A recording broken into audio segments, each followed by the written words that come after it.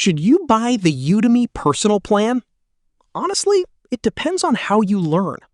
If you're only interested in one or two specific courses, then probably not.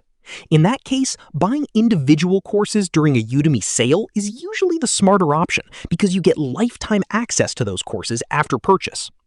But if you're the type of person who jumps between multiple skills throughout the year, the answer changes.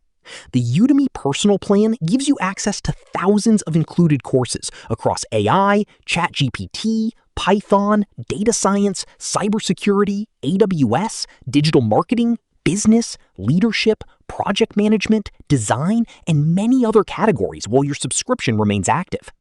This is why many freelancers, agency owners, e-commerce entrepreneurs, SaaS founders, bloggers, and professionals choose the subscription.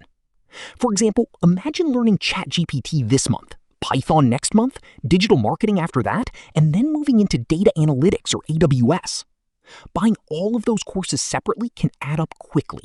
With the personal plan, you can explore multiple topics without purchasing each course individually.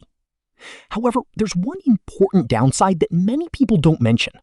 Unlike purchased courses, subscription courses are not yours permanently.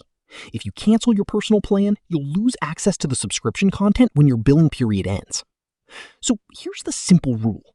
If you're a continuous learner planning to complete multiple courses throughout the year, the Udemy personal plan can be an excellent investment. If you only need one course, one certification, or one specific skill, buying that course during a discount is usually the better financial decision. Before signing up, check the description below. I've included the latest Udemy personal plan discount link, free trial availability, and current promotional offers that may help you get the best deal available. And if you enjoy finding honest software reviews, online course deals,